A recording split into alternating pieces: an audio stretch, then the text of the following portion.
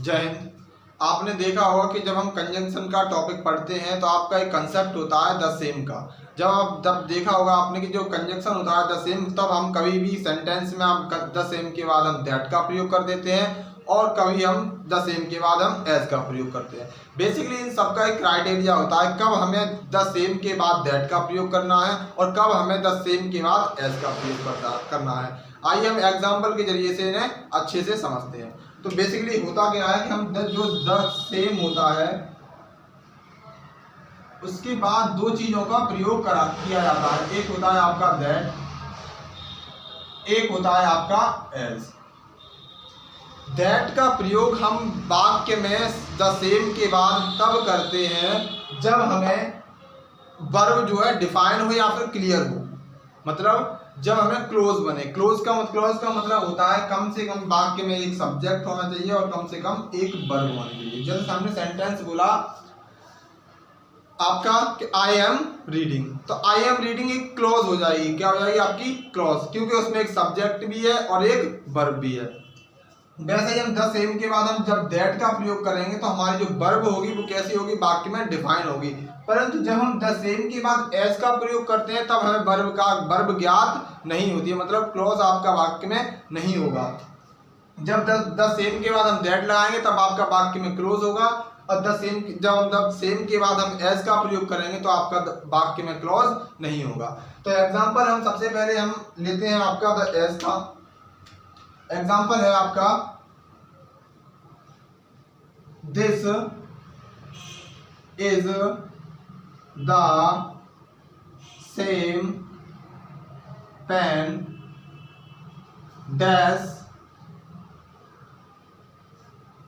Mine. अब आप बताओ कि इस वाले सेंटेंस में जो फिलर है उसमें आप कंजंक्शन जो द सेम के बाद जो कंजंक्शन का प्रयोग करेंगे वो दैट का करेंगे या एज का करेंगे। हमने अभी आपको बताया कि द सेम के बाद दैट का प्रयोग तब होता है जब हमें वर्ब कैसी हो? डिफाइन हो। परंतु द सेम के बाद एज का प्रयोग हम तब करते हैं जब हमें वर्ब का ज्ञात न हो। ऐसे ही जब आप इस सेंटेंस को पढ़ेंगे तो आप पढ़ेंगे कि this is the same pen dash mine, कि इसके बाद हमें वर्ब का डिफाइन नहीं है। माइन क्या है? माइन एक एडजेक्टिव है। क्या है? सॉरी, माइन क्या है? एक प्रोनाउन है। क्या है? प्रोनाउन। तो आप देखेंगे जहां पे हमें वर्ब का सेंटेंस में ज्ञात नहीं है तो आप द सेम के बाद यहाँ पे एज का प्रयोग करेंगे। क्या प्रयोग करेंगे आप? द सेम के बाद एज। तो आप सेंटेंस को करेक्ट तरीके से बोलेंगे this is the same pen as mine. जो पेन है आपके पास वो कैसा है? मेरी तरह है। जैसा मेरे पास पेन है वैसा ही एक आपके पास पेन है। देन आफ्टर हमारा जो होता है द कंजंक्शन के बाद जो हमारा द सेम के बाद हम दैट का प्रयोग करते हैं वो हम कब करते हैं? जब हमें द सेम के बाद हमें जो दे रखा हो वो क्लॉज दे रखा हो। क्या वो दे रखा हो? क्लॉज। क्लॉज का मतलब होता है एक सब्जेक्ट और एक वर्ब से मिलकर बन जाती है क्लॉज। और हम आपको बता चुके हैं कि जो हमारा जो कंजंक्शन होता है वो जोड़ने का काम करता है। दो संबंधों को, दो बातों को, दो सेंटेंसों को, दो फ्रेज को जोड़ने का काम करेगा, वो कहलाता है आपका कंजंक्शन। कंजंक्शन का प्रयोग हम वाक्य में इसलिए करते हैं कि कोई भी व्यक्ति को अपनी बात कहने में आसानी हो, जिससे एक ही बार में वह वाक्य को अपनी बात को मतलब आपके सामने स्पष्ट रूप से रख सके, उन्हें हम कंजंक्शन बोलते हैं। Is the same book dash they wanted.